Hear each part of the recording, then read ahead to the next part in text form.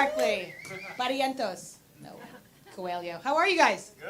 I'm trying to make this taller, but I'm really not that tall. Burbank. I love the beat of the bank. This is like a perfect trifecta of gluttony and sadness. You've got In-N-Out Burger, and then you've got IKEA. You go in and you're like totally in a good mood, and you leave as a serial killer. And then you've got BJ's, and who doesn't like BJ's? I mean, half this room fucking loves BJ's. I'm going 50-50 on this. I love BJ's too, but what are you gonna do? How are you guys? Good. You guys might not like BJ's. No, they're hot. I'm gonna call you later. I need a lesson.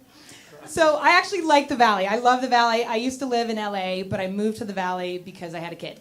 And there's two things when you become a mom. There's two things that happens to you in LA. You move to the Valley, just automatically, and then you stop doing the cocaine. Because apparently you're not supposed to do coke after you have a baby, because it makes you very tired. So we moved to the Valley, but we didn't move to Burbank. You guys are like these super hipsters. There's like really nice hair here. You ordered the right food, and you guys have, attractive. I moved to Glendale. And Glendale's about 8 minutes from here.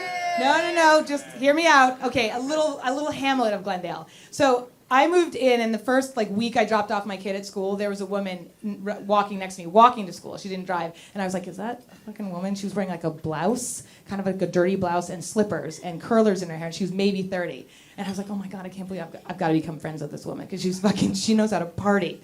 And I actually did. And she's like, it's great here. We don't have to get dressed up. It's awesome. And then you'll see a guy. I call it fuck it, because no one gives a fuck about what they look like.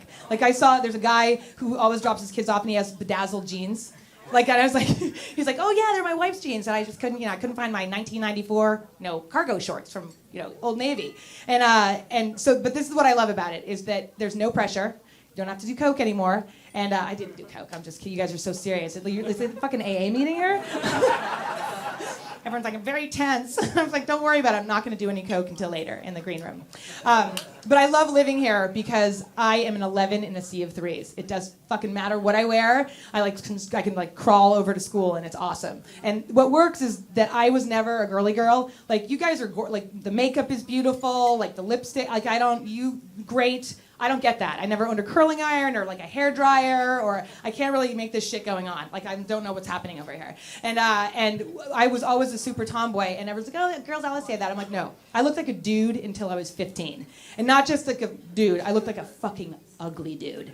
My teeth were and it was hair by salad bowl. My mother would just come and just clip it. And I'd be like, what are you doing to me? And she's like, looks are totally overrated. I want you to get really good grades and do well in school. And I didn't do that either. So I had 2 strikes against me. The fucking SAT scores were so bad. But I went to 4 proms. How about that? That's something, and it means nothing, and it hasn't helped my career at all. So I was a super tomboy. The thing that worked out for me was that I was very athletic, and I was really good at sports. So I'd be on the soccer field, and a mom would be like, oh my God, that little boy, he just scored 2 goals. He's amazing. Why is he on a girls' team? And they'd be like, well, that's Dorothea. She is a girl. And they'd be like, oh, well, she's going to be a lesbian. And I am not, but what? I'm totally hot for you two. I never experimented in college, so I'm feeling like this might be the opportunity for me. I just don't know what to do with it, so we're gonna have to get crotch for dummies. I'm not quite sure what's happening. These girls are so cute. So I was a super jock. I liked it. It was great. For 2 hours a week, I was really awesome, and I felt good about myself. And then I would go back to school on Monday, and I had a super gnarly bully, a real fucker. I'm totally a dickhead. I'm not gonna say his name, Eric Welke. I fucking hate you, you fucking asshole. And I was in 7th grade, and I looked like a bag of balls. I was just just skinny, no boobs, no hips, just oh, give that little girl a sandwich. No, not really. She's just awful. And he was in 7th grade, and he was in 8th grade, and he was gorgeous. He was one of those guys that, you remember the superlatives? Everybody got the awards in the yearbook. He would get best hair and best eyes, and most likely to date rape you in college. He was that guy. Oh, come on. All those guys were date rapists. It's totally an underrated sport. You have to understand that. My God. But he was that guy, I swear to God. And he would stay at this guy's just spit. Thank you. You should always swallow. He never said that to me because I wasn't pretty. So I'm at the bike racks. Every day he meets me there. He tortures me. He's a total dickhead. Fuck you, Eric Welke. I'm still so mad at him.